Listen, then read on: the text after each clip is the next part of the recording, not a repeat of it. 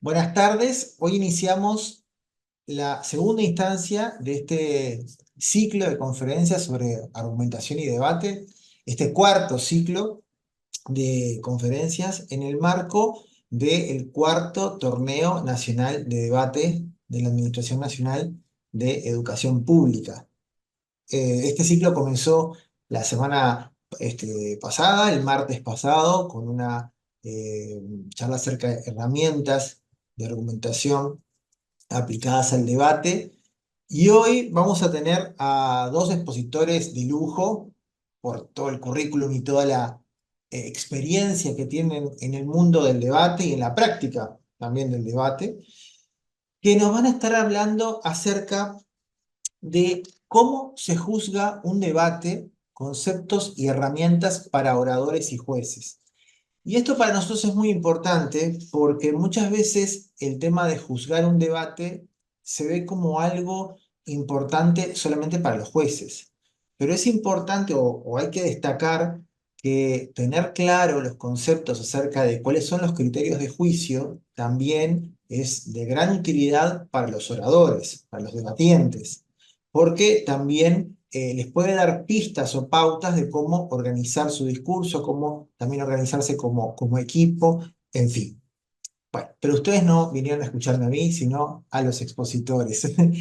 Expositores que tenemos el agrado de recibir virtualmente desde Perú. Y aquí tengo algunas indicaciones, digamos, algunas referencias para que ustedes los conozcan. Por supuesto, el currículum es mucho más amplio, pero para introducir en esta conferencia. Quienes nos van a acompañar hoy, quienes van a hablar acerca de este tema, son Marcelo Beramendi, que es campeón panamericano de debate y actual entrenador de la selección peruana del World Schools Debating Championship, que además va a participar en el Mundial de Debate en inglés, este, en, este, en esta oportunidad, este año también, como entrenador, por supuesto. Y Mauricio Jarufe, vicecampeón mundial de debate, dos veces mejor orador del mundo y actual jefe de adjudicación del Mundial de Debate en español. Cuando hablamos de adjudicación, hablamos de adjudicar, digamos, de juzgar, ¿no? Es un sinónimo, ¿no? Así que bueno, ¿quién es mejor que ellos para comenzar a presentar este tema? Y simplemente los escuchamos. Así que Marcelo y Mauricio, la palabra es de ustedes. Muchas gracias por la invitación. Muy felices de participar la idea y ayudar con este taller. Ahorita voy a compartir pantalla para que puedan ver el PPT. Ahí se ve. Y si Sí, cambio de slide se ve, que a veces eso no funciona. se ve Así, también ya. el cambio de slide. Sí, sí. Bien. Bueno, muchas gracias. Ya nos introdujeron, pero un par de aclaraciones sobre el taller y como mencionaban muy bien, esto no solamente es dirigido a jueces, sino también a oradores.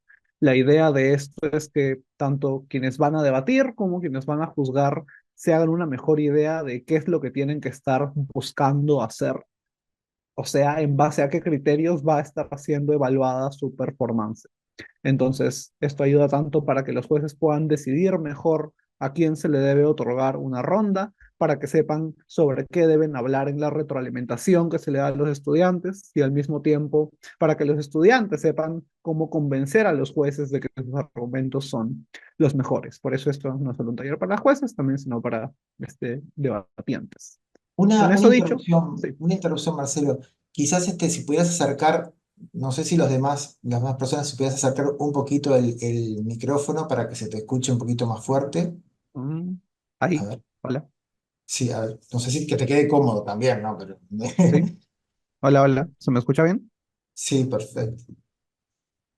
Ok, si hay algún problema me interrumpen nomás y me pueden decir, lo estoy agarrando más cerca a mi boca ahora. Bien, otra cosa que para bastante este taller va a ser participativo, vamos a, como acá dice al final, hacer un ejercicio en el que vamos a ver un discurso y vamos a estar evaluándolo juntos. Así que ahí sería bueno que participen. También en cualquier momento pueden hacer preguntas, pero de todas maneras al final tenemos una sección de preguntas frecuentes y de una ronda zona de preguntas en caso tengan alguna duda sobre lo que estamos exponiendo. Pero bien, sin más preámbulo, empecemos. Entonces, en esencia, en debate de formato WSDC, los jueces evalúan tres criterios. Estos son el estilo, el contenido y la estrategia.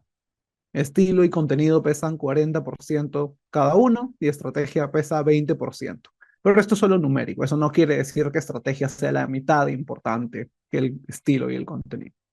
Bien, como esto se solía entender, es que los jueces evaluaban qué tal lo hacían los equipos dentro de cada una de estas categorías. Pero en el presente esto se ha movido a otro entendimiento de cómo se debe juzgar el debate. Y como se ve ahora, es que los criterios se tienen que evaluar de manera holística. O sea, no es que como juez yo debo evaluar el estilo por separado, el contenido por separado y la estrategia por separado, sino que tenemos que pensar en cómo estos criterios interactúan con un objetivo. Y el objetivo es traer argumentos de calidad que convenzan a los jueces de que la moción debe o no debe hacerse. Entonces, una pequeña aclaración, pero muy importante también, es que un error común que cometen bastante los jueces que recién están comenzando es que primero ven los discursos y les ponen puntos dependiendo de qué tal estuvo el estilo, el contenido y la estrategia. Y después suman los puntos que ha sacado cada equipo y en base a eso determinan quién gana. Esto no es una muy buena idea porque no te permite evaluar de manera holística cómo es que los criterios han interactuado para determinar un ganador, sino que simplemente estás haciendo mate y en base a la matemática determinando quién gana. Como se debe hacer esto es al revés. Tenemos que como jueces sentarnos a pensar qué equipo ha debatido mejor y en base a eso ponemos los puntos. O sea, no sumo y pongo puntos para en base a eso determinar quién gana, sino que pongo puntos dependiendo de quién yo creo que debería ganar el debate. Entonces, lo que este taller está orientado a hacer es explicarles cómo los tres criterios nos pueden ayudar a pensar primero en quién debe ganar el debate y luego en base a eso poner los puntos que reflejen el resultado que queremos. Entonces, vamos a ver estos criterios uno por uno para de esta forma poder ver en qué debemos pensar a la hora de juzgar un debate WSDC. La primera pregunta que nos tenemos que hacer es la siguiente. ¿Cómo decidimos qué equipo debería ganar el debate? Imaginemos que tenemos la siguiente moción. Esta Cámara legalizaría la venta de órganos. En este debate, proposición tiene que argumentar que el mundo sería mejor si se permitiera la venta de órganos y oposición tiene que argumentar que el mundo sería mejor si no se permitiera la venta de órganos. Yo la pregunta que me tengo que estar haciendo como juez a lo largo de todo el debate es la siguiente. ¿En qué mundo preferiría vivir yo? Comparativamente, ¿cuál es el equipo que me está presentando un mundo con más ventajas y menos desventajas? Entonces, yo estoy pensando siempre en términos de la comparativa que me presentan los equipos. ¿Por qué proposición me está diciendo que su mundo es mejor? ¿Y por qué oposición me está argumentando que su mundo es mejor? Y al final del debate, yo me siento de nuevo a evaluar eso. Ok, en base a lo que me han demostrado los equipos, ¿en qué mundo prefiero vivir? ¿Cuál de estos mundos es mejor? Y en base a eso determinamos quién es el ganador.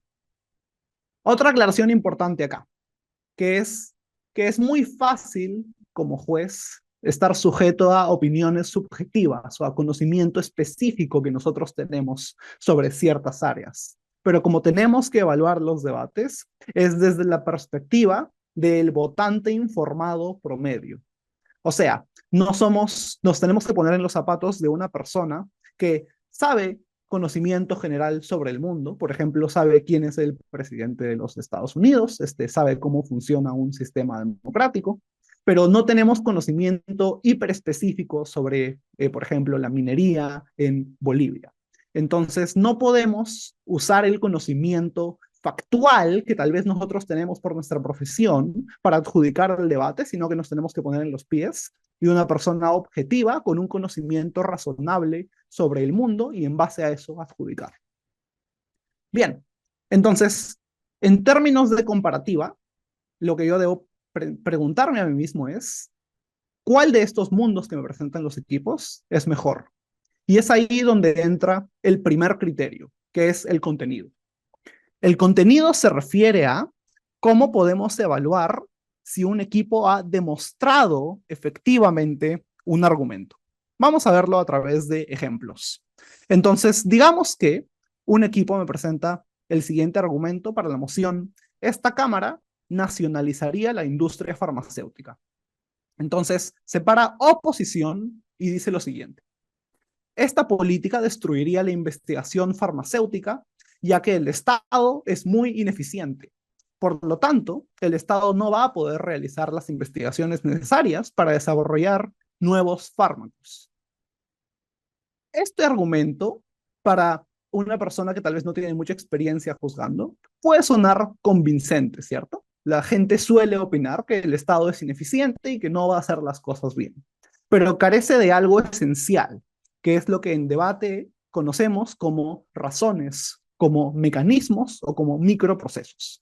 Entonces, la razón por la que este argumento no demuestra algo es que solo está afirmando una conclusión.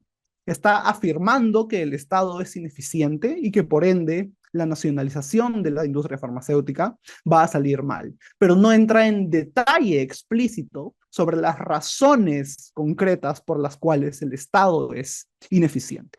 Y esto es lo que se conocería en debate como una afirmación gratuita. O sea, algo que un orador afirma, pero que no demuestra, pero que no justifica a través de razones o mecanismos. Entonces, ¿cómo es que este argumento podría hacerse mejor? Veámoslo aquí. Misma moción. Esta Cámara, siempre que vean S, significa esta Cámara, por si acaso. Esta Cámara nacionalizaría la industria farmacéutica. Oposición dice, la investigación en farmacéuticos es una inversión a muy largo plazo. Los políticos no tienen incentivos para hacer estas inversiones a largo plazo por tres razones.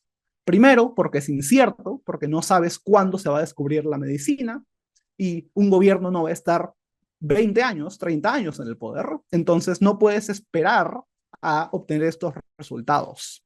Segundo, porque cuando se descubra la cura, puede que sea otro partido el que está en el poder y ellos se pueden robar el crédito. Tercero, porque es un costo-oportunidad. Tú, en vez de invertir en algo tan incierto, puedes invertir en beneficios inmediatos que te dan más votos fácilmente, como construir puentes o carreteras. Entonces eso te hace más popular y te ayuda a ganar la reelección, y es por eso que los políticos son cortoplacistas. Entonces, por estas razones es que los políticos no van a tener incentivos para manejar bien la investigación en farmacéutica y por eso no lo debería hacer el Estado. La diferencia entre este argumento y el anterior es que el que hemos visto acá sí explica las razones por las cuales el Estado es ineficiente y lo hace a través de explicar los incentivos que operan detrás de los actores que están participando en el Estado. Entonces, para que se entienda esto por última vez, la diferencia entre una afirmación gratuita y un argumento demostrado es que la afirmación gratuita solo dice que algo es verdad y no explica por qué. El contenido evalúa las razones por las cuales los equipos dicen que sus afirmaciones son ciertas. Si es que un equipo puede efectivamente explicar por qué lo que él está diciendo es cierto, entonces tiene buen contenido.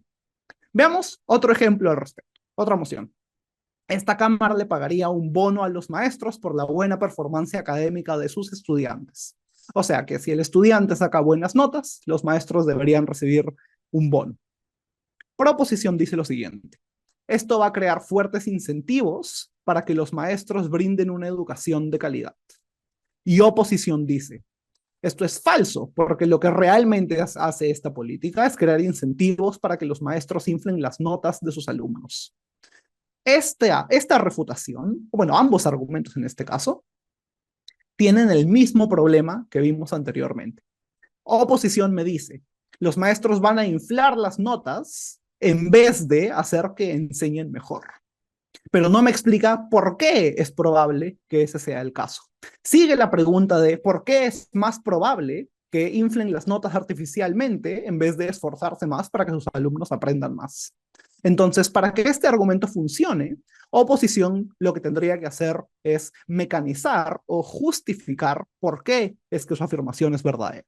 Entonces, Oppo podría decir, esto crea incentivos artificiales para que los maestros inflen las notas por las siguientes razones. Porque mejorar el aprendizaje de los alumnos es incierto. Hay muchos factores sociales y personales que podrían estar dificultando el aprendizaje de los niños, factores que están fuera del control del maestro. Entonces tú como profesor no puedes cambiar todos esos factores.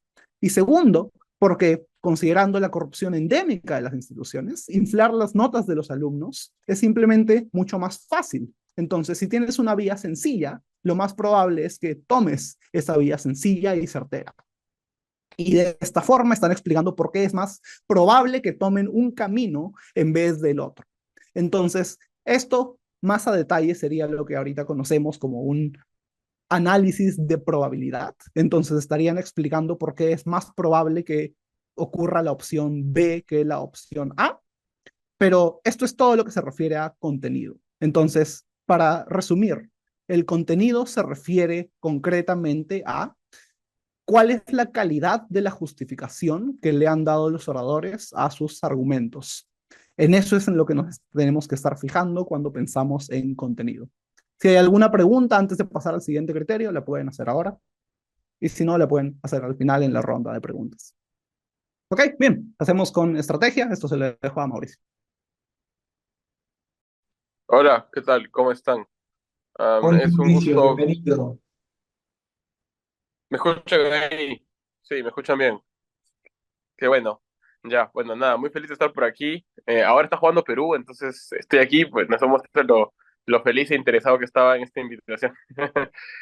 Bueno, y en general, creo que algo que nos va a servir mucho en este taller es poder identificar cómo todo lo que decimos está pensado de cierta manera para que los debates se juzguen de la forma más, diría yo, equilibrada y justamente, aunque parezca un epíteto, la forma más justa posible.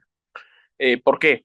Porque cuando a veces juzgamos a partir de criterios mucho más subjetivos, como por ejemplo, quién habló mejor o qué argumento a mí personalmente como Mauricio me parece el más certero, entro en un problema, porque entonces dos personas que están en dos debates diferentes van a ser juzgados bajo criterios muy distintos entre sí, ¿no? Y va a depender mucho más de quién te tocó como el panel de jueces para saber cuál va a ser tu resultado dentro de una ronda, ¿no? Es decir, es muy probable que te enfrentes a un sistema que sea desequilibrado cuando no aplicamos criterios que puedan ser universalizables, ¿no? Entonces, la búsqueda de tener los criterios en el formato World Schools de contenido, estrategia y estilo permiten una versión un poco más estandarizada de cómo juzgar las cosas, ¿no? Entonces, es un primer disclaimer que creo que va a ser interesante, sobre todo para cuando veamos la parte de estrategia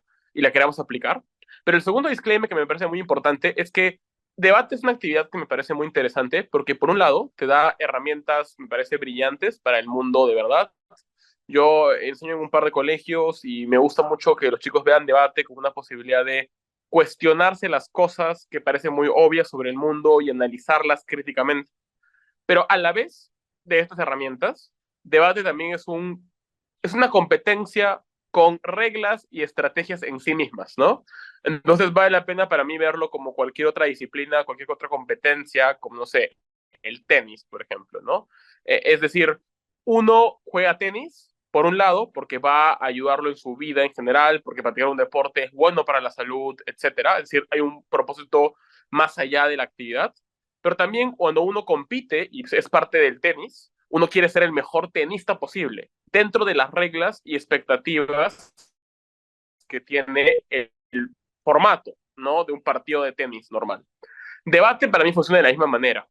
Entonces, por un lado, obviamente hay herramientas y hay cosas que sirven en la realidad y que pueden servir como un ejercicio académico, pero también estamos hablando de una competencia. Y como competencia también tiene ciertas reglas o criterios que permiten que los equipos puedan mejorar en la manera en cómo dentro del mundo de debate y entre los torneos y los formatos de debate puede uno, digamos, ser mejor. Entonces, la idea es poder combinar justamente ambas cosas, ¿no? Entonces, por un lado, eso en lo que han visto de contenido explica por qué muchas veces no solamente damos algunas afirmaciones sobre la realidad, sino que las desarrollamos. El motivo por el que exigimos que los equipos desarrollen las afirmaciones y den razones estructurales, razonamientos, como mostró Marcelo, es básicamente porque uno te permite ejercitar el análisis lógico y el análisis de comportamiento de las personas, ¿no? Como tienen las personas para hacer ciertas cosas, pero en segundo lugar, porque de esta manera uno asegura nuevamente que el debate sea juzgado de la manera más justa posible, porque entonces el valor de un argumento no va a depender de qué tanto el juez cree que es cierto por su bagaje académico, por lo que estudie, etcétera, sino por cómo los equipos se han esforzado en mostrar lógicamente que una conclusión se va a dar, que hay motivos para pensar que las personas se van a comportar como lo están afirmando la estrategia, ¿no? Porque la estrategia nos invita a seleccionar de manera astuta, ¿no? Evidentemente estratégica, el material que tenemos que presentar para ganar, ¿no? Uno podría pensar que en debate uno puede decir cualquier cosa para ganar, pero esto no es del todo cierto, ¿no? Primero, porque el tiempo es limitado, ¿no? En el formato World Schools, cada discurso formal tiene 8 minutos y réplica tiene 4. Pero en segundo lugar, porque nuevamente te enfrentas a otro equipo y por lo tanto hay una serie de tensiones entre ambos equipos con respecto a cuál análisis es más probable y más relevante. Entonces, debido a esto, uno tiene que ser muy estratégico en el material que elige para presentar dentro de un debate, ¿no? Entonces, la estrategia se basa en elegir de manera adecuada cuáles son las contribuciones más persuasivas para ganar un debate. En otras palabras, como está escrito aquí, cuál es el material que nos parece mejor para ganar y cuál es la mejor forma de probarlo. Entonces, esto es súper importante, ¿no? Porque hay a veces material que yo puedo presentar en un debate, porque puede ser, no sé, un contexto interesante, puede ser alguna frase sugestiva, puede ser un material que en otro espacio, se me ocurre en un foro público, en un artículo, vale la pena, pero que en el debate, y según lo que me pide ese debate, probablemente no va a ser tan estratégico, ¿no? Entonces, siempre vale la pena preguntarnos, ok, por qué un equipo está eligiendo este argumento, este material, y por qué este argumento está siendo presentado de la manera en que el equipo lo está presentando, ¿no? Entonces, este es un ejercicio que uno cuando empieza a debatir probablemente no lo tiene tan claro, ¿no? Cuando uno empieza a debatir, uno se pregunta, ok, qué argumentos tengo a favor, qué argumentos va a haber en contra. Pero luego, mientras más uno experimenta en debate, mientras uno más está metido en debate, es más probable que uno piense, ok, ¿qué va a decir el otro equipo y cómo yo me puedo anticipar a lo que el otro equipo va a decir? ¿Qué va a probar el otro equipo y cómo yo me puedo blindar? ¿O cómo yo puedo atacar al otro equipo? ¿Cómo yo voy a interactuar con el equipo contrario? ¿Cuál es la manera más estratégica de probar mis argumentos? ¿Qué requiero yo para ganar desde mi lado, para defender mi lado del debate? Esa serie de preguntas son las que uno responde con buena estrategia. ¿Dónde se puede ver la estrategia? Según el manual de World Schools y en varias etapas. Uno, en la interpretación de la moción, ¿no? Del tema a debatir.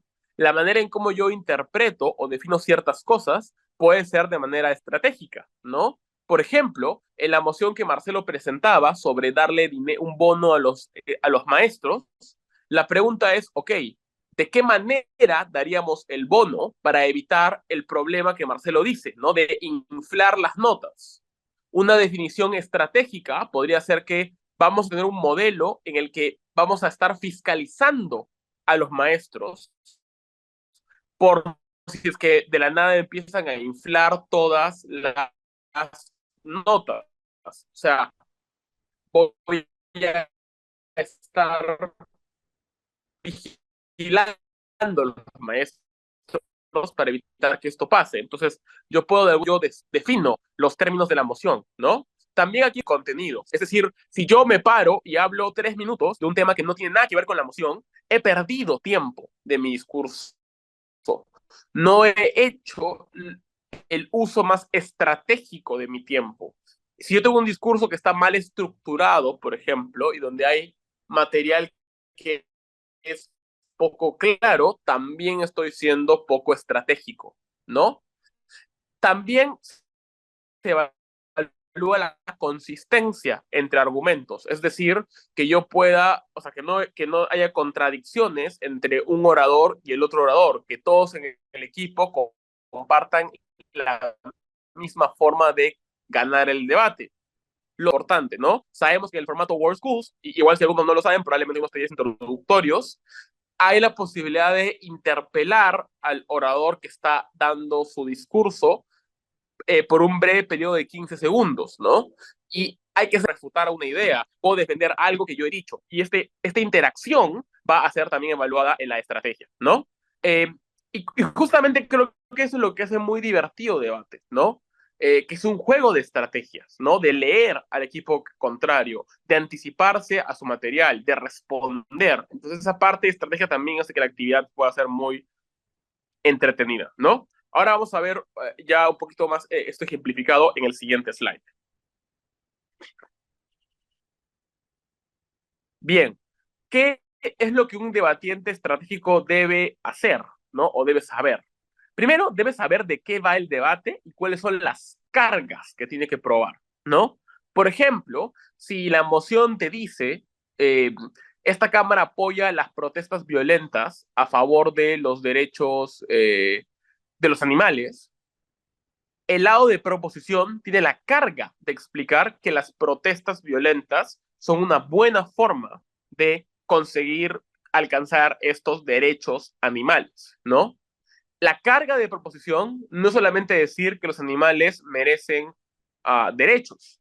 Esa es una carga que ambos equipos pueden compartir, porque el equipo de la oposición también puede defender los derechos animales, pero puede estar en contra de las protestas violentas. Entonces, yo como proposición tengo que saber que mi carga en el debate es la que la moción me está diciendo, ¿no? Saber que mi argumento puede depender de algo, ¿no? Entonces también un debatiente que es estratégico debe saber de qué dependen sus argumentos y los argumentos contrarios, ¿no?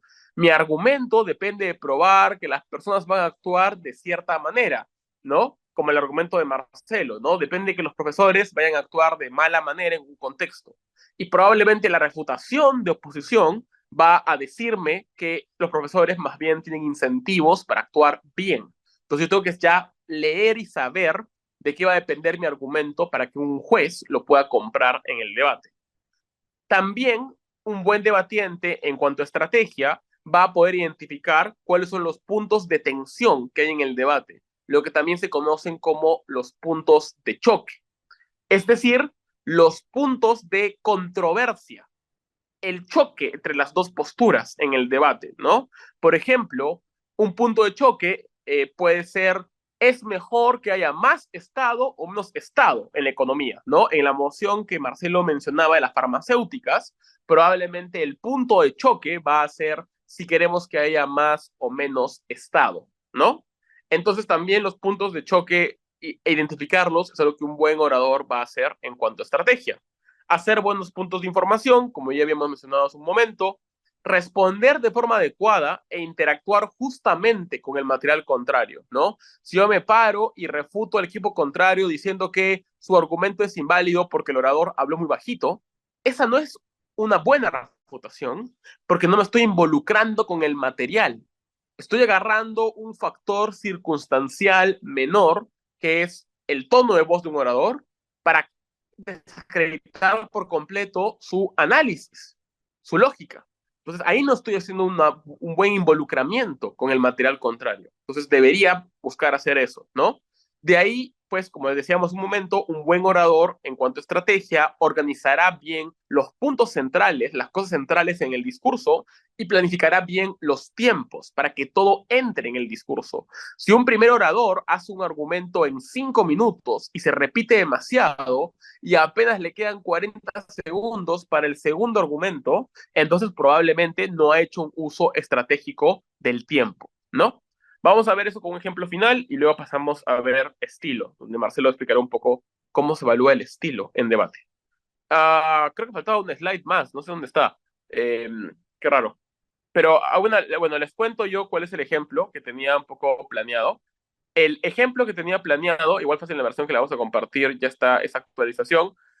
Básicamente sale lo siguiente, ¿no? Imagínense una moción que dice, esta Cámara apoya la compra y venta de órganos, ¿no? En este caso, el equipo de proposición, que es el equipo que defiende la compra y venta de órganos, probablemente tiene que explicar cómo se va a dar esta compra y venta de órganos, ¿no? O sea, lo va a permitir el Estado y el Estado va a generar un mercado público, va a permitir que actores privados puedan vender estos órganos. Es decir, es estratégico que proposición explique cómo se va a dar esto en el debate, porque eso va a evitar potenciales críticas del lado de oposición, ¿no? Segundo ejemplo, esta Cámara apoya al Frente de Liberación Animal, ¿no? Que sabemos es una organización que actúa a veces violentamente en defensa de los animales.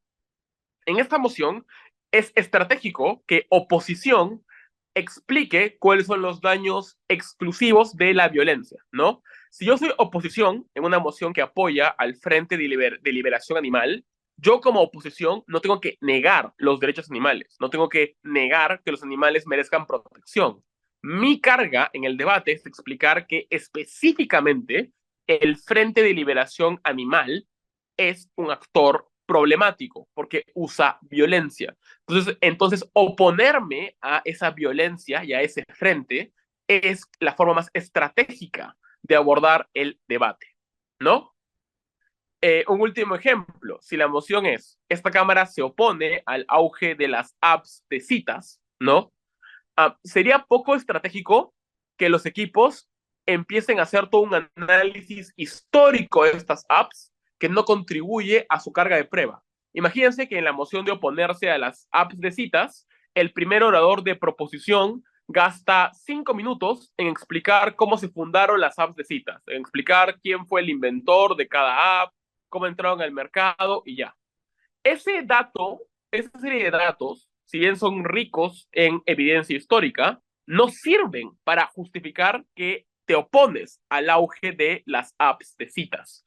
Son datos que en una presentación, en clase, en un paper quizás, en un video de YouTube de explicación, serían muy buenos. Pero en un debate es poco probable que esa información nos ayude a ganar, porque que un juez entienda el análisis histórico y nada más, no va a hacer que crea que el auge estuvo bien o estuvo mal. En cambio, si yo explico a partir de la evolución histórica de estas apps, que no sé, las apps han tenido un modelo de negocio muy problemático, que han acaparado mucho poder mediático, que hacen un montón de cosas malas, allí sí estoy siendo muy estratégico, porque allí sí estoy utilizando este material para avanzar mis chances de ganar el debate. Entonces, nuevamente, la estrategia reconoce que debate es una actividad que involucra a dos equipos y que a la vez es un juego de poco tiempo, es un juego contra reloj. Entonces, el mejor uso de mi tiempo, el mejor uso de mi contenido y el mejor involucramiento que tengo con el material de un equipo contrario son criterios fundamentales para que un equipo sea estratégico. Y ven cómo entonces la estrategia no se puede evaluar totalmente independiente del contenido. Obviamente puede haber un equipo que sea muy estratégico y sabe lo que tiene que probar, pero no lo prueba muy bien. Entonces su contenido no es tan bueno. Eso puede pasar.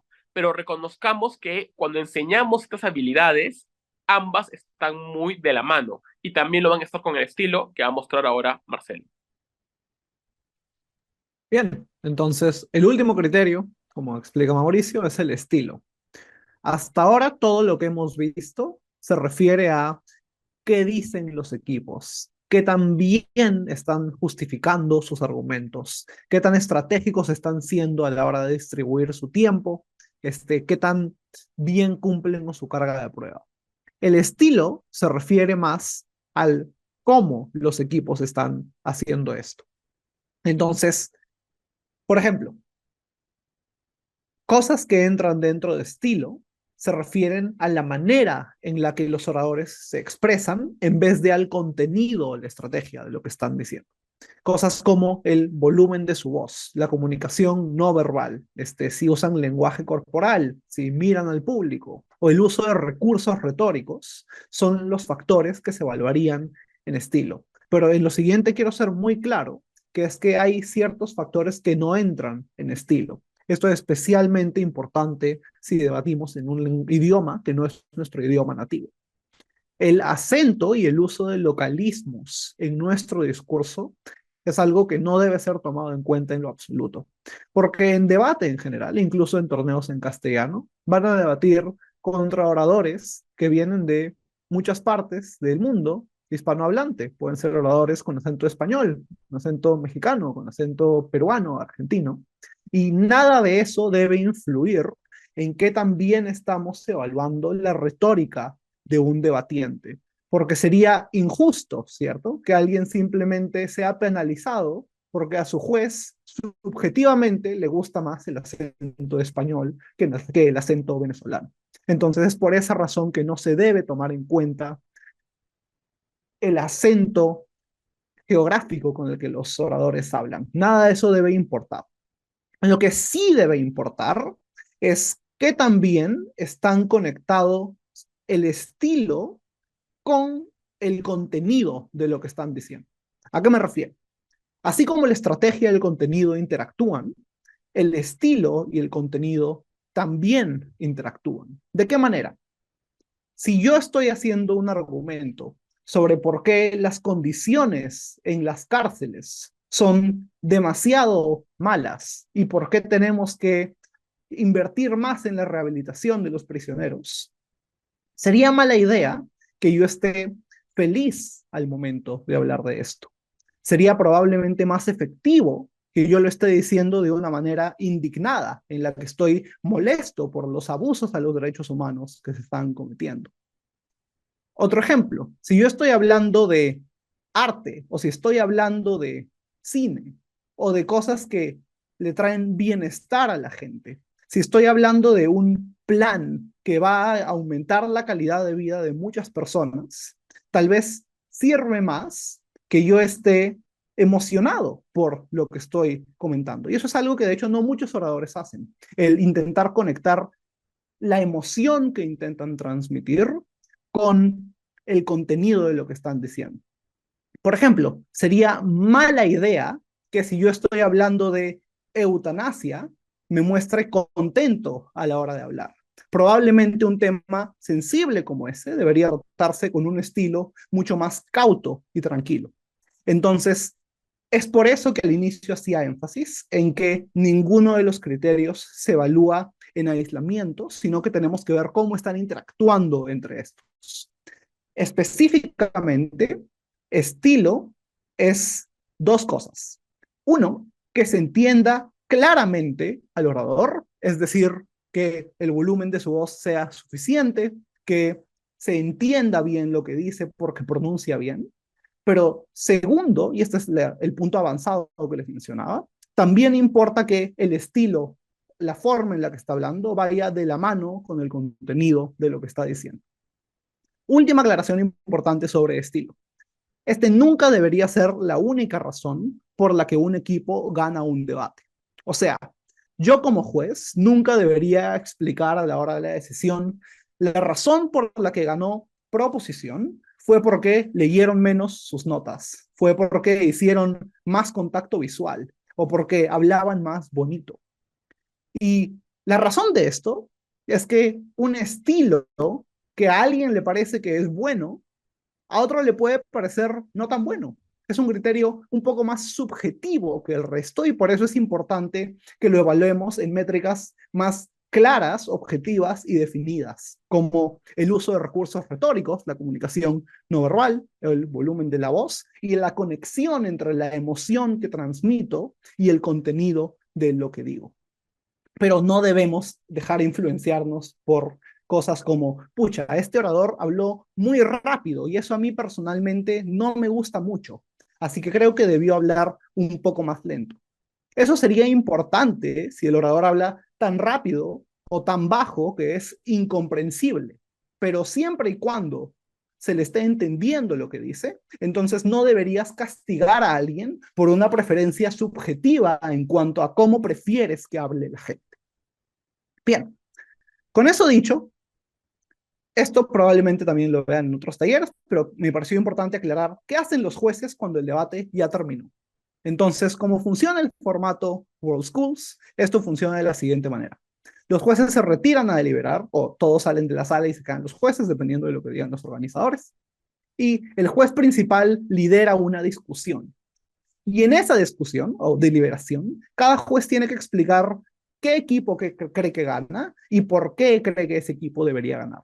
Entonces explican su punto de vista, aclaran dudas sobre qué se dijo en el debate, comentan sobre qué también creen que ambos equipos demostraron sus cargas de pruebas, quién creen que gana cada comparativa, y al final de conversar sobre eso, cada juez emite un voto independiente. No es necesario llegar a un consenso, es perfectamente aceptable que los jueces estén en desacuerdo y es por eso que los votos son independientes. Entonces, dos jueces pueden votar por proposición, uno por oposición y eso sería una decisión partida. Si es que los tres jueces o los cinco jueces están de acuerdo, es una decisión unánime. Y en caso los jueces sean pares, el voto del chair o el juez principal vale doble. Entonces es así como se decide al final quién gana un debate. Y cuando le damos retroalimentación a los estudiantes, esta tiene que hacerse explícitamente en términos de la comparativa del debate. O sea, ¿por qué creen que equipo de proposición o oposición demostró que su mundo era mejor en términos a, por ejemplo, tal vez se habló en un debate sobre el medio ambiente, la economía y factores sociales? ¿Por qué el medio ambiente está mejor en el mundo de proposición? ¿Por qué la economía está mejor en el mundo de proposición? En esos términos se le tiene que explicar a los oradores cómo es que se llegó a tomar una decisión y por qué se votó como se votó. Con eso dicho, los ejemplos de Mauricio estaban después de este. Ok, bueno, ahí estarán ahí los slides que les mandemos, ahí lo ordenaremos.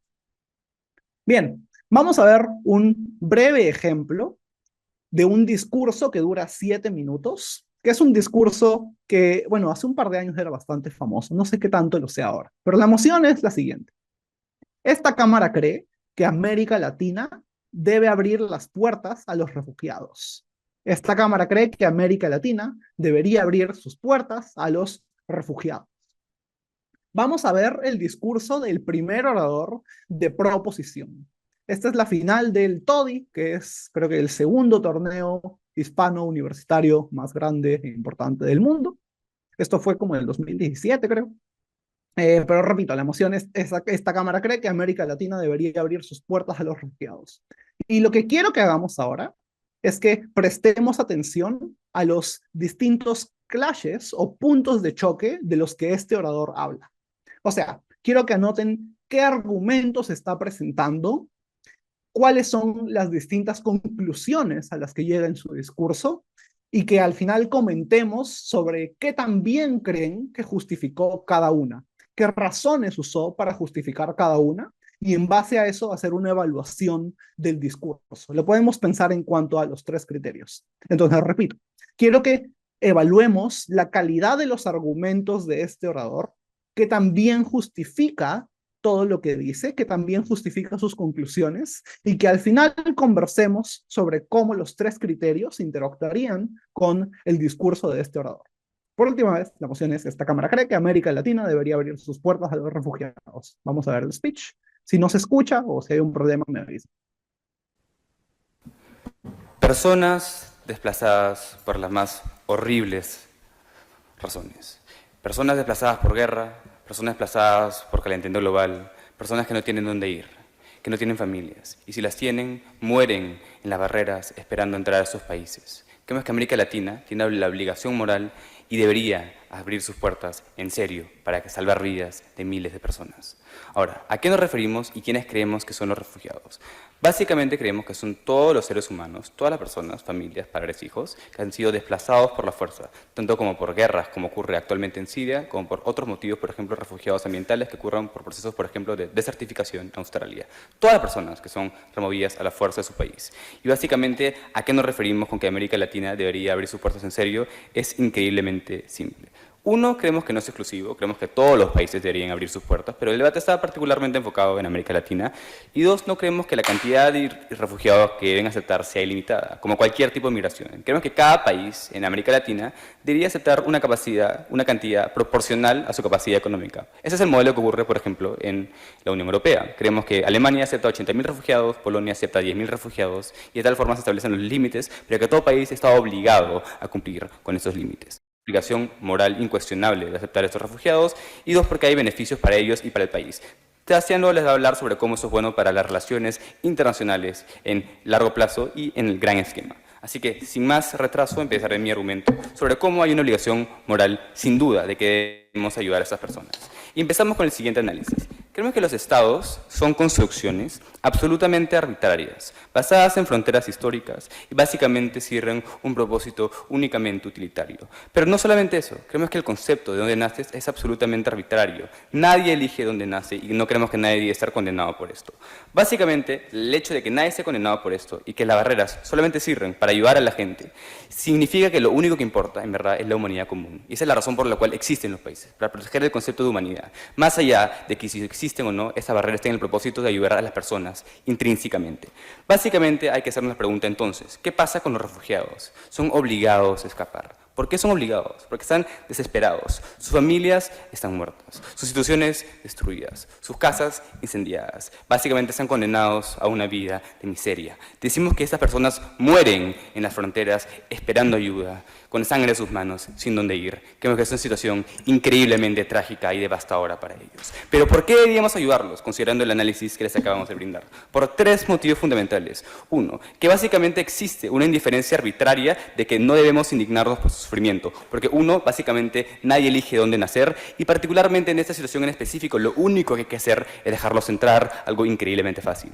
Dos, porque no hacer nada es ser directamente cómplice del sufrimiento de estas personas, no hacer nada es decirles no nos importa el sufrimiento, que creemos que es moral y éticamente aborrecible y que es condenable para todos los estados que niegan esta posibilidad. Pero en tercer lugar, creemos que básicamente todos en gran parte o en alguna parte somos responsables de esto. ¿Por qué? Por dos motivos. Uno, si hablamos de guerras, por el mercado internacional. Creemos que en gran parte de las relaciones de comercio, por ejemplo, alimentan y subsidian a los estados que básicamente oprimen y promueven estas guerras. Por ejemplo, creemos que en muchos casos compramos el petróleo que sale de Irak o básicamente contribuimos económicamente mediante tratados a los países, por ejemplo, el Reino Unido que unilateralmente decide bombardear Siria. Pero si hablamos de, por ejemplo, refugiados que ocurren por problemas ambientales, creemos que, por ejemplo, Brasil es uno de los contaminantes más grandes del mundo. Sus emisiones de carbono son responsables por las inundaciones y la desertificación en Oceanía y en Australia. Ellos tienen la responsabilidad de ayudar a estas personas porque sus prácticas ambientales completamente desastrosas han llevado a que miles de personas pierdan su hogar. Ellos son responsables, todos somos responsables. Ahora, pasando a mi segundo argumento.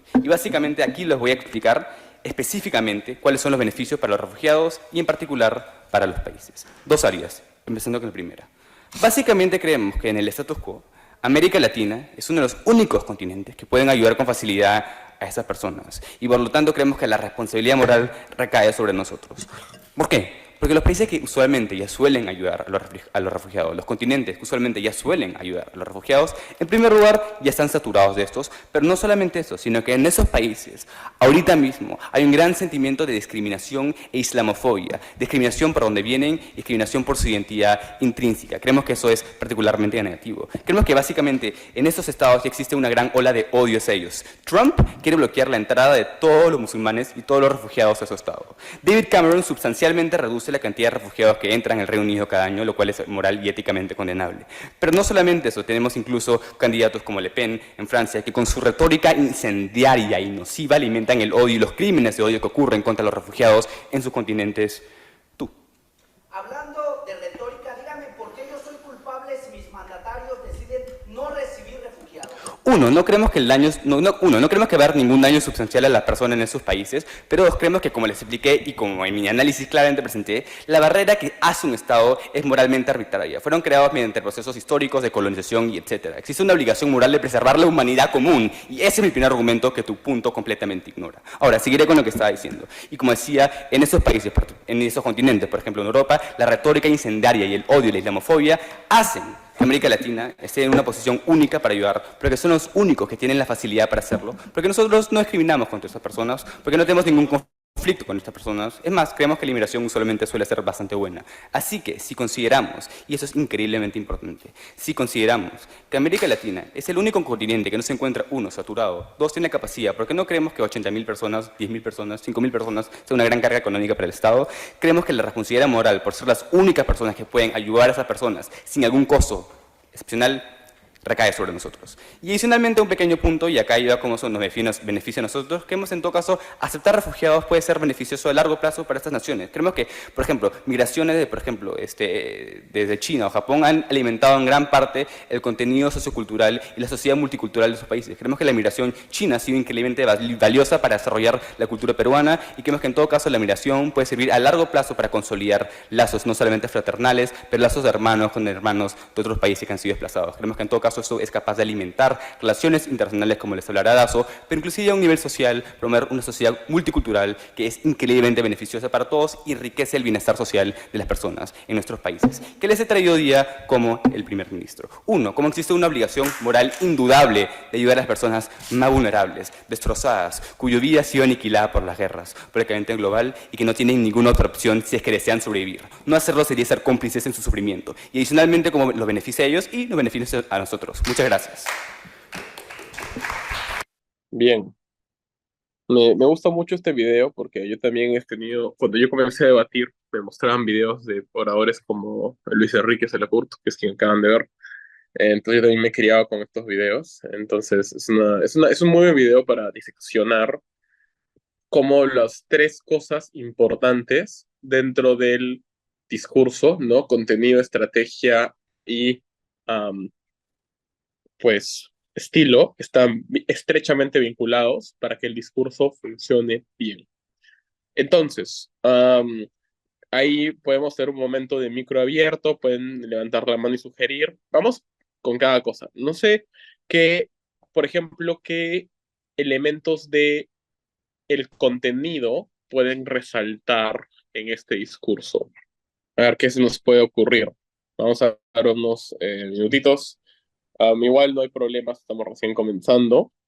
Piensen en qué potencialmente qué parte del análisis, de lo que explica, de sus explicaciones, pueden resaltar, pueden ser valiosas.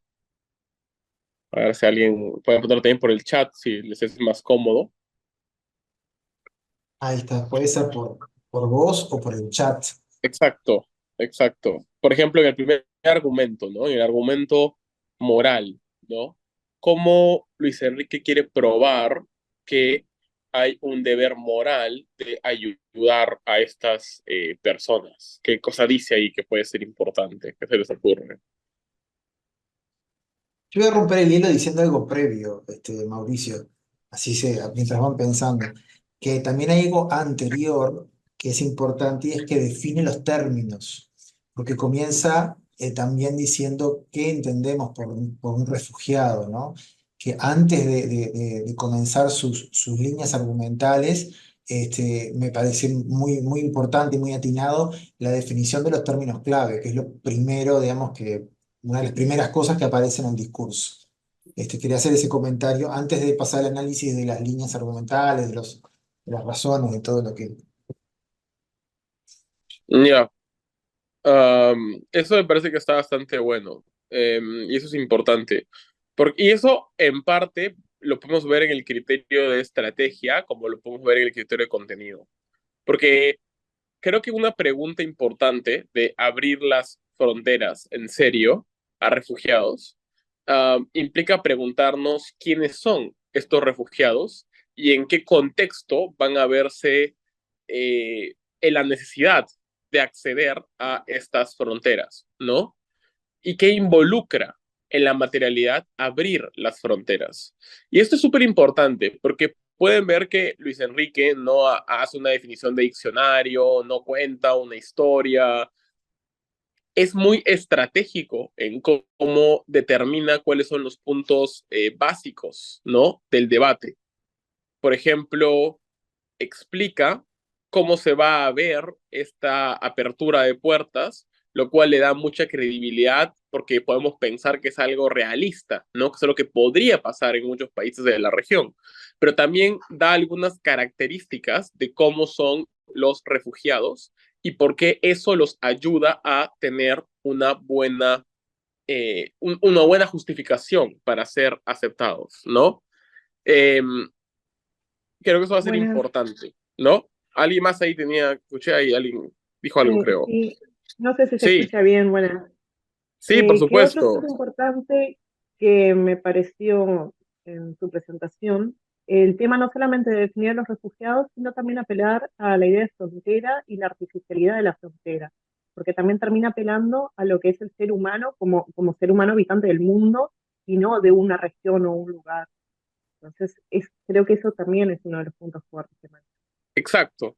Y eso está muy bien. Y ahí podemos ver cómo argumentos que uno podría encontrar en un paper de filosofía política se pueden utilizar en debate de una manera clara, fácil de seguir, a partir de una lógica sencilla, pero a la vez robusta, ¿no? En la que Luis Enrique te dice, mira, nadie elige dónde nacer, las fronteras son arbitrarias y son una imposición, y en teoría las fronteras deberían servir para el bien de las personas, pero cerrarlas contradice este bien humanitario máximo de las fronteras, ¿no? Porque más bien deja a la gente fuera, ¿no?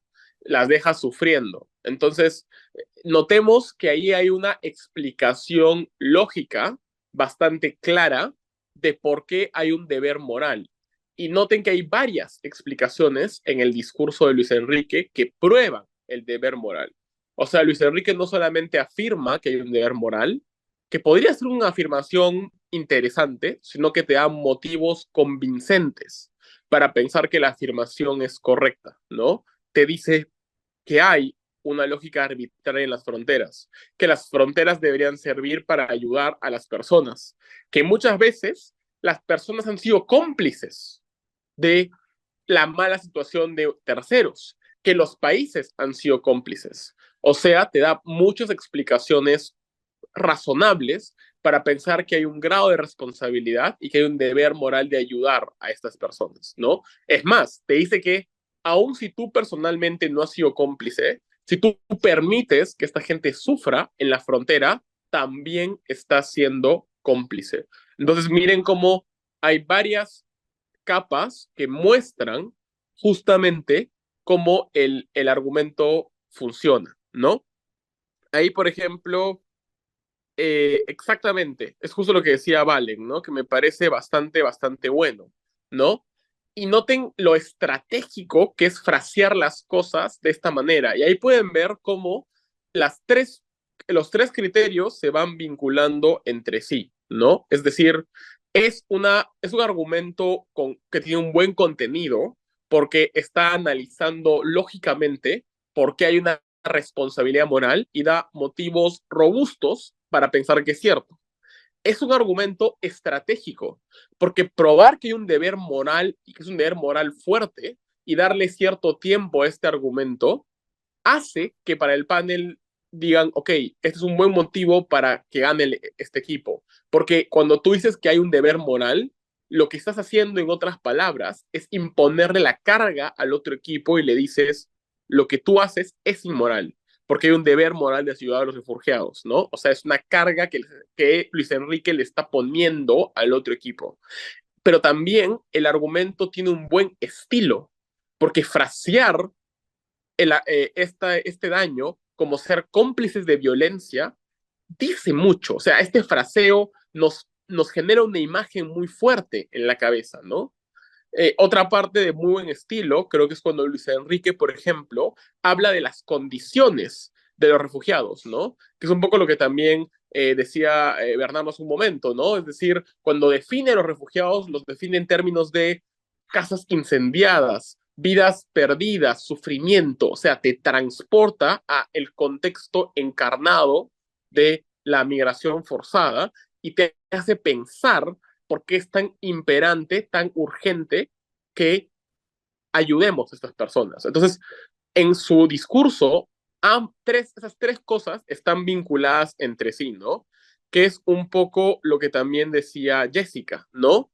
Hay una secuencia bastante clara en el material, ¿no? Te dice qué va a hacer en cada parte, presenta el contenido de un argumento, te dice por qué el argumento importa, ¿no? Es estratégico, y luego explica el siguiente argumento, ¿no? Entonces, esa secuencia de análisis es bastante bueno, ¿no?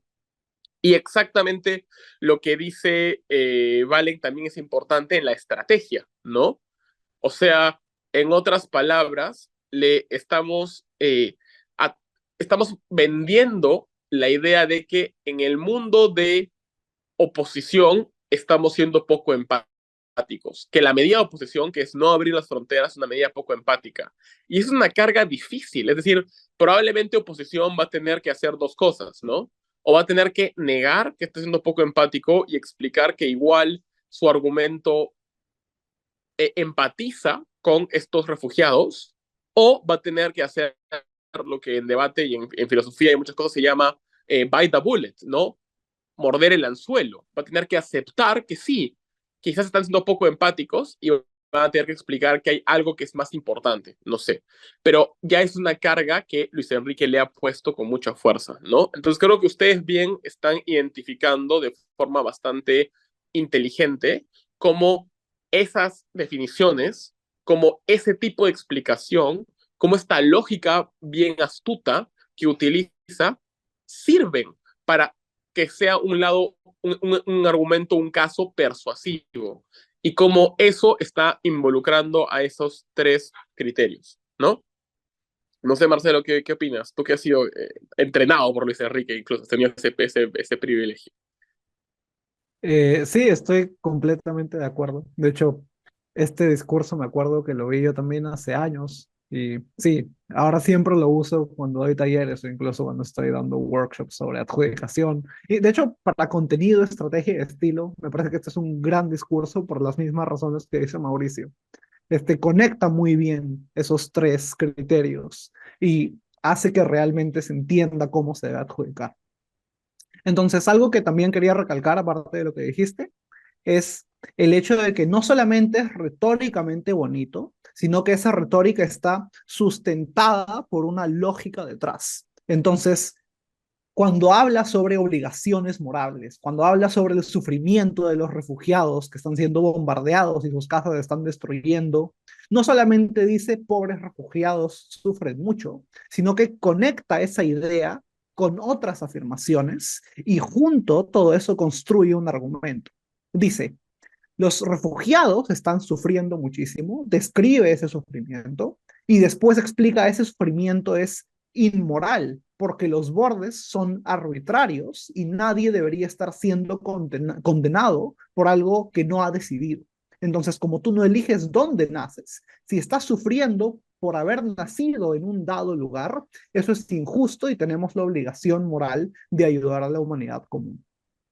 Sobre lo que comentaba sobre las posibles rutas de oposición, a mí me parece que lo que hacen en este debate, de hecho, también es bastante estratégico. Si siguen viendo el debate, como lo van a poder ver en el link que les he puesto en el PPT, lo que hace oposición es conceder la afirmación de que de que los bordes entre países tienen un propósito, que es ayudar a la humanidad común. Entonces, Oppo dice, sí, los bordes tienen el propósito de ayudar a las personas. Si nosotros probamos que Latinoamérica acepte refugiados daña a la humanidad común, entonces ganamos el debate. Y de esa forma más o menos evaden el clash de principio. No se atreven a debatir si realmente teníamos la obligación moral de ayudarlos, sino que dicen, sí, tú los quieres ayudar porque eso va a ayudarlos. Digo, tú los quieres aceptar porque eso va a ayudarlos, pero si yo te pruebo que aceptarlos realmente genera más daño que beneficios, entonces estoy ganando el debate. Entonces, me parece que en ese sentido, lo que hace oposición también es muy estratégico, pero creo que ya no nos va a dar tiempo de eso.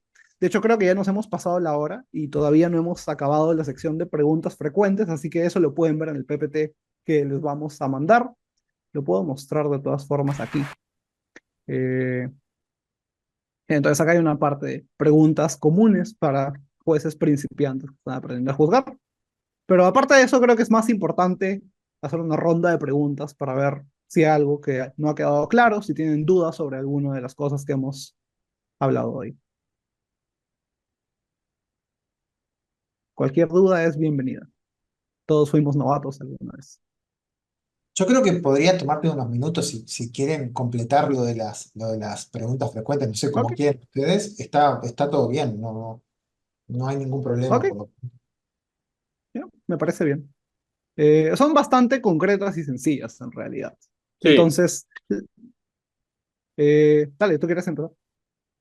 Ah, no, digo, si la quieres proyectar, igual si alguien tiene alguna duda la puede ir poniendo por el chat en lo que resolvemos las preguntas No se ve. frecuentes. Ah, ya, perdón. No sé por qué a mí no me dejaba ver, ya, ahora sí se Ah, ve. ya, Ya, ok. ya. Ya me asusté otra Entonces, si vez. alguien tiene alguna duda adicional, la puede ir poniendo por el chat. Claro, si quieren puedo ver con esta primera, sobre cuáles son las definiciones en un debate, ¿no?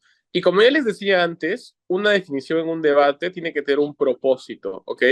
Yo creo que a veces cuando he juzgado a equipos un poco novatos, lo primero que hacen es, hacen una definición de diccionario, ¿no? Leen el diccionario, no sé qué cuantitos de la RAE y explican cierta cosa. Esa definición solamente sirve en la medida en que hay algo que debo aclarar en el debate, ¿no?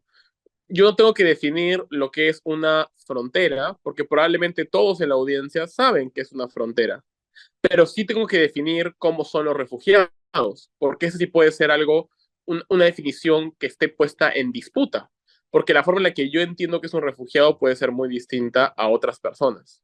De igual manera, definir, abrir una frontera en serio, ¿no? Que involucra verdaderamente abrir una frontera, puede ser muy diferente según cómo lo interpretes. Y como puede ser diferente, es necesario que podamos explicar cuál es la definición correcta, ¿no? Entonces, por eso proposición debe definir la moción y sobre todo tiene que hacerlo en el primer discurso, ¿sí? Porque es el que sienta las bases del debate.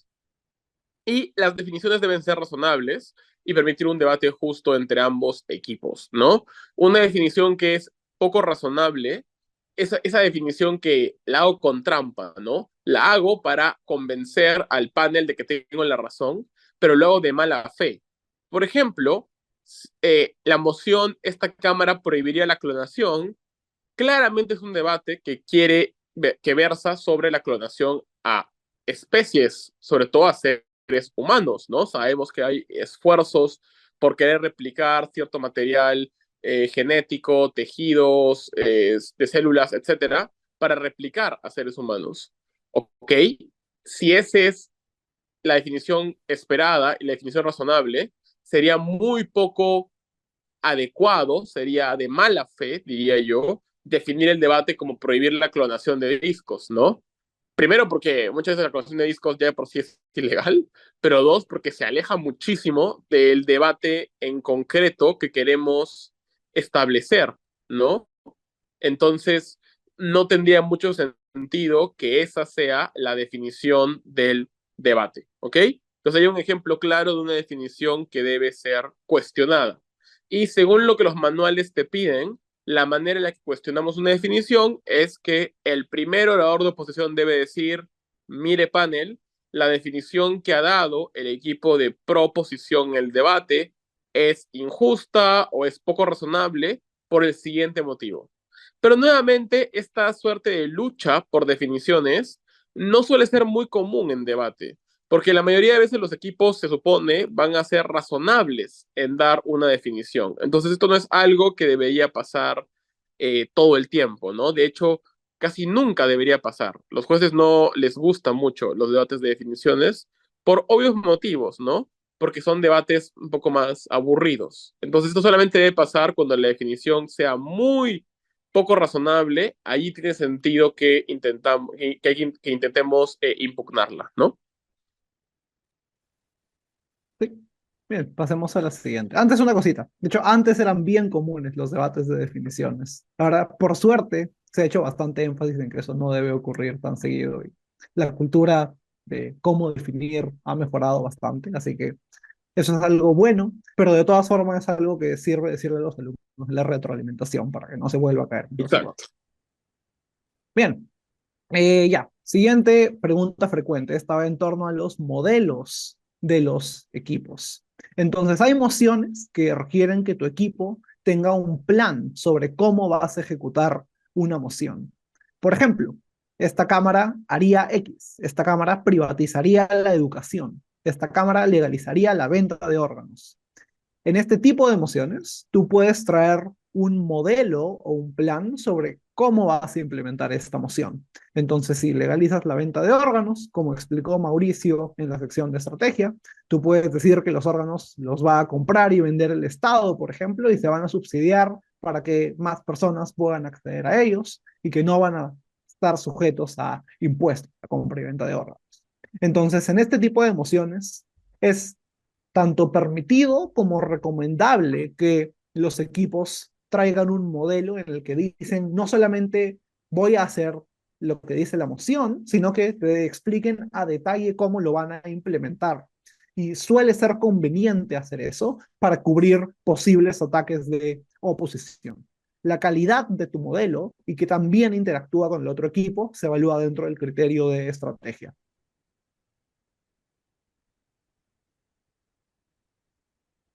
¿Quieres Si hacer quieres esto? voy. Ya, perfecto. Algunas mociones, algunas temáticas son mociones de actor. Y estos son debates muy divertidos. Los incluimos aquí porque puede ser algo que puede ser un poquito confuso si recién comenzamos a debatir y también si comenzamos a juzgar. La mayoría de debates, cuando están fraseados como esta cámara apoya, esta cámara se opone, esta cámara legalizaría, esta cámara lamenta, lo debatimos desde una perspectiva neutral, ¿no? Esta cámara es, como decía Marcelo, un ciudadano informado promedio, es decir, una persona que no es de ningún país en el mundo, es un actor hipotético, ¿no? Que tiene un conocimiento moderado sobre el conocimiento del mundo y que tiene, digamos, este acceso a información razonable, ¿no? Pero hay algunos debates muy particulares que son debates de actor, es decir, son debates donde básicamente debatimos desde la perspectiva de cierto actor, ¿no? Por ejemplo, en esta Cámara, como China abriría más sus puertas a la inversión extranjera, esa es una moción en la que tenemos que debatir desde la perspectiva de China. ¿Qué es lo más importante para China? ¿Qué desea China como país? ¿Qué quiere la población china? ¿No? Esa es definitivamente la pregunta. Pero lo segundo es, por ejemplo, esta Cámara como Vladimir Putin retiraría las tropas de Ucrania. Este no es un debate sobre si el ciudadano informado promedio cree que lo mejor para el mundo es que uh, Ucrania ya no tenga tropas rusas. No, es un debate desde la perspectiva de Vladimir Putin y qué es lo que le conviene, qué es lo que prefiere Vladimir Putin, ¿no? Entonces, esa es una diferencia fundamental que a veces cuando comenzamos a debatir puede ser un poquitín confusa y nos vale la pena poder aclarar esta diferencia para tener el mejor debate posible y saber cuáles son los argumentos más persuasivos cuando hay una moción de actor. Siguiente pregunta frecuente. Esto es en relación a la diferencia entre el tercer discurso y el discurso de réplica. Entonces, algo bastante confuso es cuál es el rol del discurso de réplica. ¿Qué puede hacer? ¿Qué no puede hacer? ¿Y qué tiene de similar con el tercer discurso? Ambos tienen ciertas restricciones que comparten. Por ejemplo, ni el tercer discurso ni el discurso de réplica pueden traer nuevo material argumentativo.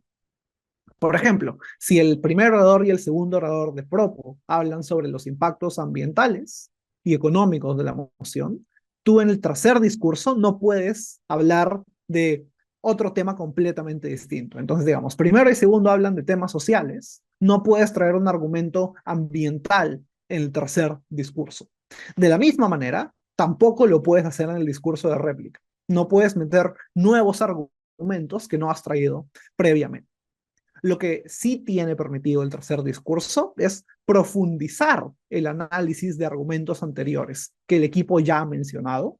También puede traer nuevas refutaciones y nuevas ponderaciones, o sea, explicar por qué sus argumentos ponderan o pesan más que los del otro equipo. Lo que no puede hacer el discurso de réplica es que tampoco pueden profundizar en el análisis de argumentos previos. Tampoco pueden traer nuevas refutaciones. Cuando se da el discurso de réplica, la manera común de verlo es la siguiente. El debate ya ha terminado y tu rol como discurso de réplica es explicarle a los jueces por qué tu equipo debería ganar el debate. Muchos lo explican como imaginarte que eres un periodista que está parcializado por tu equipo, que quiere que gane tu equipo, y se lo estás explicando al público. ¿Por qué una vez que el debate ya terminó, los jueces tienen que votar por el equipo al que tú perteneces? Entonces, como periodista, tú no podrías decir cosas que tu equipo no dijo. Tú no podrías traer argumentos, ni refutaciones, ni análisis que tu equipo no ha dicho. Tienes que explicar por qué con lo que ya se dijo deberías ganar el debate. Lo que sí puede hacer la réplica es ponderar. O sea, puedes explicar por qué los argumentos que tu equipo ya explicó, ya analizó y ya demostró son más importantes que los argumentos que el otro equipo ha presentado. Pero no puedes reconstruir tus argumentos, no puedes refutar los argumentos del otro equipo. No puedes traer nada nuevo en cuanto a material argumentativo ni refutaciones, pero sí en cuanto a la evaluación de qué importa más. Eso sí se permite en el discurso de réplica. Entonces acá hay una lista que después pueden revisar a detalle para que vean qué se puede hacer y qué no se puede hacer en cada discurso. Ok, puntos de información. Entonces, bastante sencillo. Se puede hacer puntos de información durante el primer, segundo y tercer orador de cada equipo, pero se tienen que hacer durante el tiempo en el que estos se permiten. Entonces hay tiempo protegido, que son el primer y el último minuto de cada discurso. Durante esos minutos no se pueden hacer puntos de información y no se pueden hacer puntos de información durante el discurso de réplica. Última pregunta. Y esto es, de nuevo, algo bastante común. Todas las preguntas que estoy poniendo acá son preguntas que me han hecho antes. Entonces, si un orador no llega a los 8 minutos, ¿debería perder automáticamente? Porque a veces los alumnos se quejan de que los jueces en la retroalimentación o a la hora de dar el discurso de adjudicación en el que explican por qué un equipo gana por sobre el otro, los jueces no explican bien los criterios en base a los cuales han decidido y mencionan cosas que pueden sonar bastante arbitrarias. Por ejemplo, esto me comentó un alumno que le dijeron, mi juez me dijo que perdí porque mi segundo orador solo habló 4 minutos y no llegó a hablar los 8 minutos. Si bien es algo que no te conviene hacer porque estás desperdiciando 4 minutos de tu tiempo, eso no debería ser una razón para que tú pierdas automáticamente. Nada en debate te va a hacer automáticamente, te va a hacer perder automáticamente, ni ganar automáticamente, porque si no el juego sería bastante aburrido, ¿verdad? Si hubiera solamente una lista de reglas que tengo que seguir, y si no sigo alguna de ellas, quedo automáticamente descalificado, esto no sería una actividad entretenida. Entonces, en vez de eso, puede que hablar menos del tiempo sea una mala estrategia, y de hecho lo es. Es mala idea que tú no completes tu tiempo, pero no por eso quedas automáticamente descalificado. Entonces, nada hace que un equipo pierda automáticamente, tampoco leer mucho tus notas, no hacer contacto visual, no hacer puntos de información, todo eso te daña y impide que performes mejor porque va a ser más difícil transmitir tus ideas convincentemente si no tienes buen estilo y si no haces punto de información, pero no hace que pierdas y ya. Entonces, el debate se juzga estrictamente en base a la comparativa y a cómo los criterios de los que hemos hablado te hacen evaluar en qué mundo preferirías vivir como votante informado promedio. Entonces, los tres criterios se usan para que tengas una ayuda para decidir quién gana la comparativa, pero que no cumplas ciertas cajitas, de que no le pongas todos los checks a un discurso, no hace que ese tipo deba perder. Bien, para acabar, acá tenemos un taller que les ponemos sobre cómo tomar notas como juez, por si les interesa. Y ahora sí creo que podemos pasar a responder las preguntas. Hay algunas preguntas que están Este, en el podemos chat, no chequear, sé si ustedes yo recién quieren lo que estoy las leyendo. lean o las leen ustedes, como quieran, como les resulte más cómodo. Eh, Sí, Veo una que dice si lo van a compartir en PDF. Creo que eso lo deberían responder. sí, sí, Yo sí, no sé. vamos a, O sea, sí, claro. sí, vamos a Nosotros sí, compartir pero el PDF sin problemas. Creo que la única pregunta que tenemos que no es sobre compartir el documento, la hace Valen. Si quieres, Marcelo, la puedes poner primero, yo complemento. ok. A ver, dice. Un gusto tenerlos aquí. Muchas gracias. Un gusto tenerte aquí también. Un juez me recomendó alterar la voz. Ok, no sé qué significa alterar la voz, Yo así supongo que que hacer creo que inflexiones de voz, ¿no? no ser muy Como monótono, cambiarla durante el probablemente. discurso, según el momento, el Ujú. pacing, ¿no? Claro, entonces a veces algo que los jueces dicen es que los discursos son muy monótonos y creo que algo que tal vez a lo que tu juez se refería era que no siempre debes estar hablando con la misma velocidad, sino que a veces te detienes explicar las cosas un poco más despacio y a veces aceleras cuando estás haciendo, por ejemplo, una recapitulación de algo que ya se dijo anteriormente en el discurso. Yo te daría un consejo que es el siguiente. Siempre cuando estés empezando a explicar un punto o cuando estés terminando de explicar un punto, trata de variar tu velocidad. Entonces, si estás empezando a explicar un argumento, habla un poco más despacio y explica cuál es la conclusión a la que quieres llegar. Y una vez que entras en tu explicación, ya puedes volver a tu velocidad normal. Y de nuevo, cuando estás concluyendo tu argumento, quieres explicar a la conclusión a la que has llegado, puedes detenerte y hablar un poco más despacio.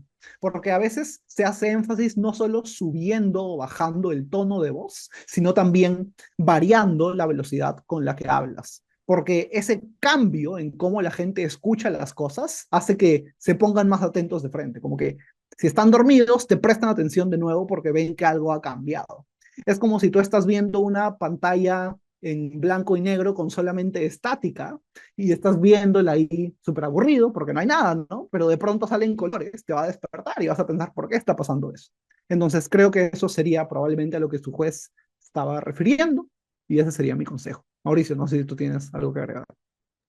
Sí, yo añadiría dos cosas importantes. Lo primero es que creo que es un buen ejemplo de cómo podemos utilizar al estilo de tal manera en que ayude a que la lógica sea mejor, ¿no? Creo que si alguna vez alguien te dice que tú perdiste por no haber hecho estas pausas de voz, pues probablemente no sea el criterio adecuado, ¿no? Y pensemos en la realidad, ¿no? Si es que estamos en un debate presidencial, no sé, pues Trump-Biden, ¿no? O en el caso de, no sé, el candidato del Frente Amplio, el candidato del Partido Colorado en Uruguay, ¿no? O sea, y vemos a dos políticos en ese debate. ¿No verías a un analista político al final del debate diciendo, creo que no me convenció la propuesta de tal candidato porque no alzó la voz? O sea, no sería el criterio por el cual uno pensaría que alguien ganó o no ganó el debate o que alguien convenció más a otro de una propuesta, ¿no? Entonces, igual, por eso es que debate busca que vinculemos estilo y lógica y no solamente estilo. Luego, como ese disclaimer, pero creo que es un buen consejo para justamente articular ambas cosas. Yo creo que aquí son dos cosas que yo diría. La primera es que trates de pensar el discurso en partes concretas según lo que tú crees que es más cómodo eh, para ti y lo que tú crees que va a ser más claro para el panel. Es decir, yo quiero dividir mi discurso en cuatro partes, ¿no? Dos argumentos y cada uno va a tener dos partes. Entonces, en cada parte yo hago una inflexión, ¿no? Por ejemplo, al inicio quiero que quede muy claro la premisa. Luego puedo hablar un poco más rápido. Y luego, para mostrar la relevancia, puedo levantar la voz, ¿no? O sea, pero la cosa es que tú puedas decidir de forma muy libre y cómoda qué partes del discurso crees que, debe tener más énfasis, cuál es la frase, la afirmación, la idea que sí o sí debe quedar claro en el panel y que debes decir al inicio, ¿no? O con mucha evidencia, con mucha intensidad, ¿no? Pero también va a ser súper importante que sea algo muy natural, ¿no? Con cualquier recomendación de estilo, mi principal feedback es que sea un estilo muy natural para ti, o sea, algo que no sea muy sacado de los pelos. Por ejemplo, yo no soy bueno haciendo chistes en los debates, ¿no? Afuera, en el mundo real, creo que sí, ahí Marcelo les puede decir si hago buenos chistes o no, pero en debate no los hago muy bien.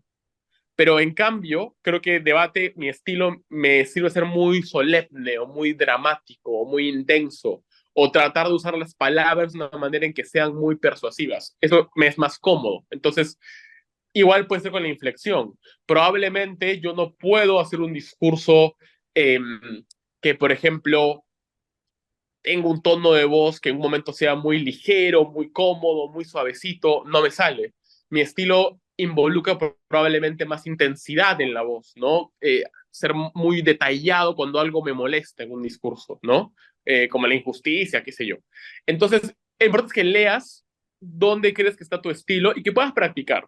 Y finalmente, mi consejo para practicar en debate, en el estilo y en la estructura es agarrar el discurso, ¿no? Grabarlo, o sea, agarrar una grabadora, el teléfono, lo que sea, grabarlo, o grabar el argumento de 3 minutos, escucharlo y decir, ok, ¿qué le faltó para que sea un poco más claro para el panel, ¿no? Si quiero, ¿dónde puede haber un cambio de voz? ¿Dónde puede haber alguna suerte de inflexión?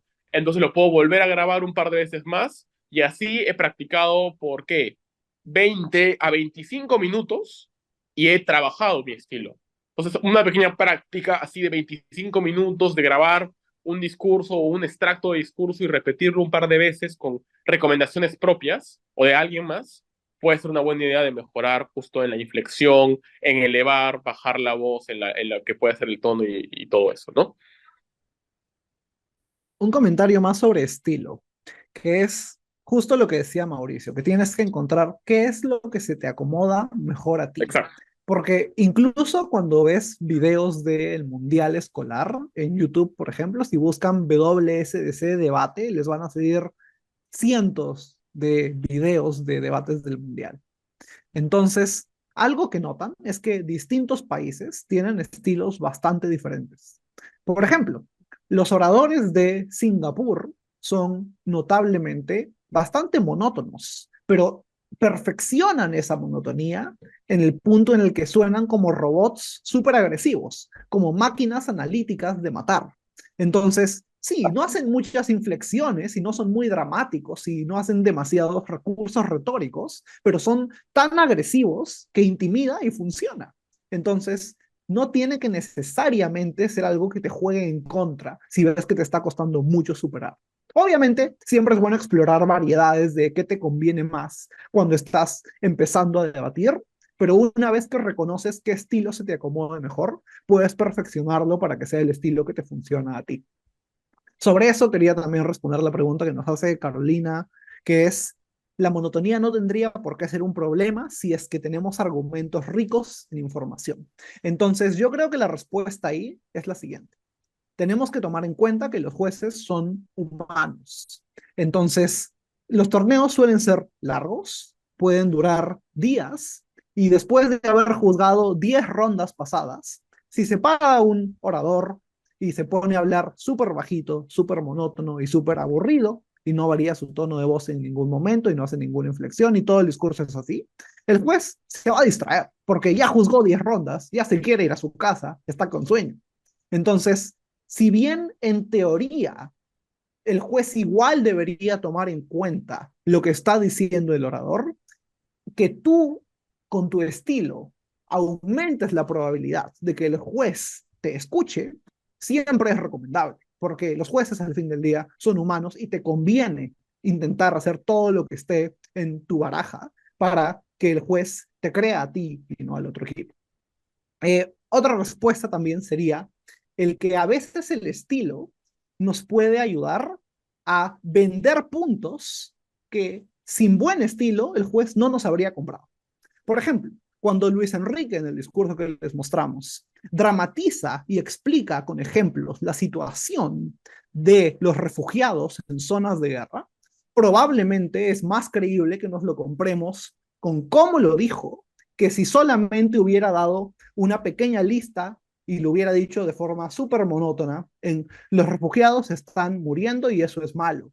Eso es bastante menos convincente que hablar a detalle sobre la situación exacta en la que están esos refugiados. Entonces recuerden que estilo no es solamente la forma en la que estás hablando, sino también los recursos retóricos que utilizas. Entonces, que tú expliques y dramatices la situación de una persona sí puede ayudar a que vendas mejor tu argumento, porque al final del día estás haciendo que se pinte un cuadro en la mente del juez para que entienda mejor tu punto. Entonces, el estilo puede ser un arma que usas para ilustrar argumentos que implican ciertas emociones fuertes, como sufrimiento, como injusticia. Creo que ahí ayuda mucho tener buen estilo. ¿Okay? Sí, o sea, yo creo que justo, perdón, o sea, ahí está. Justo para responder justo algo parecido a lo que tú decías, pasa, ¿no? O sea, me ha pasado a mí, por ejemplo, cuando he sido mejor ahora en 2 mundiales, mi estilo es en parte algo monótono, porque es rápido y es muy analítico.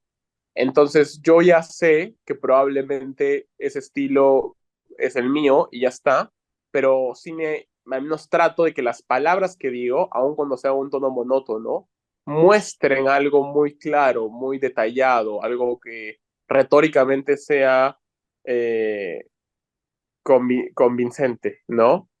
Entonces, creo que eso puede servir también, cada uno encuentre su estilo y con tal de que sea persuasivo y genuino, que es súper importante, les va a ir bastante bien. ¿Hay alguna otra pregunta?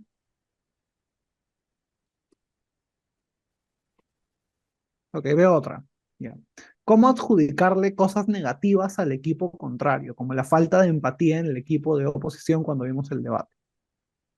Sin dar juicios. Ok, entonces creo que algo que puedes hacer es explicar qué ha demostrado tu equipo.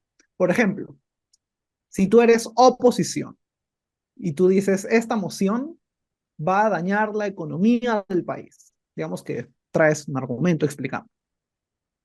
Tú al final de ese argumento puedes decir, proposición tiene que explicarnos cómo es que van a lidiar con este daño gravísimo que hemos presentado.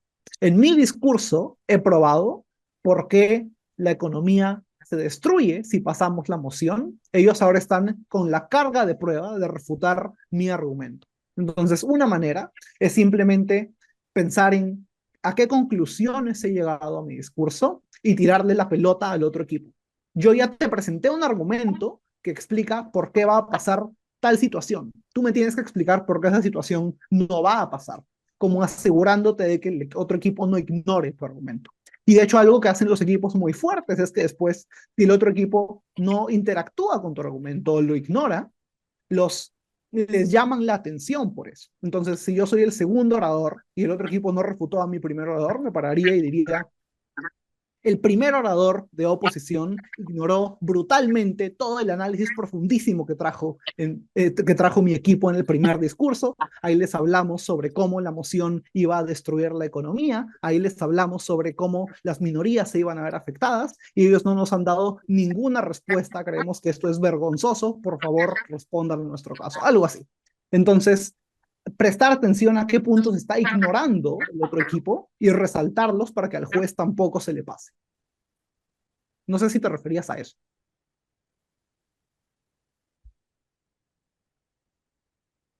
Pero en fin, creo que igual les pueden pasar nuestro contacto si tienen preguntas Sí, y ahí pueden, exacto.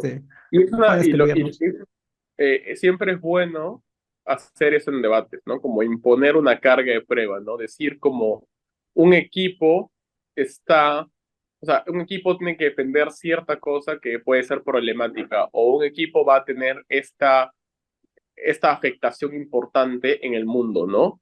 O sea, la idea y lo más importante es que reconozcamos que podemos explicar que un equipo tiene una carga fuerte en el debate, pero lo importante es que sea una carga que sea razonable, ¿no? Si yo me paro y llevo un debate, el equipo contrario tiene que defender, no sé, un apocalipsis zombie, ya eso no es una carga razonable y probablemente no sería justa. Pero si yo digo algo como lo que se dice Enrique, ¿no? Que es decir, hay una falta de empatía en el mundo de oposición, esa es una carga que puede ser retóricamente muy persuasiva para convencerlos de su lado, ¿no? Entonces, creo que por ahí va un poco la lógica, ¿no? Y sí, igual, muchas gracias. Cualquier duda, lo que sean, siempre nos pueden buscar. Felices de ayudar al debate en el mundo entero, ¿no? Así que sí, muy feliz de estar por acá y gracias por habernos invitado. Muchas gracias. Bueno, muchas gracias a ustedes en realidad por participar, por ilustrarnos a nosotros con los conocimientos también que tienen por el debate en sí teórico, pero también por la experiencia, que eso también es muy enriquecedor poder tomar esas prácticas y bueno, y esos saberes que aparecen entonces eh, también para la práctica del propio debate de los propios estudiantes y los docentes que van a participar en el torneo de debate, pues en calidad de debatientes o también de docentes responsables. Eh, Había varias personas, pero ustedes ya lo leyeron, que pedían el tema del PowerPoint, de la presentación. Si ustedes me lo pasan, yo por supuesto se los voy a compartir Encantado. a los asistentes que están aquí, pero también al resto, digamos, de los docentes y los estudiantes que están inscritos también en el torneo. Decirles también a quienes, o sea, que esta conferencia va a quedar también grabada en el canal de YouTube de la Administración Nacional de Educación Pública y va a estar disponible también para quien quiera consultarla, tanto en el marco de este torneo como también en el marco del interés general que suscitan los debates. Así que bueno, muchísimas gracias Marcelo y Mauricio y también a los docentes y estudiantes que están conectados. Y bueno, vamos a continuar entonces con este ciclo. La tercera jornada la vamos a tener el martes después de las vacaciones de julio y vamos a continuar entonces con el cronograma que está previsto y que vamos a seguir comunicando a través de los medios de comunicación que tenemos previstos para esto. Así que bueno, muchas Bueno, gracias y muchas nos vemos. gracias. Un Chao, abrazo. muchas gracias.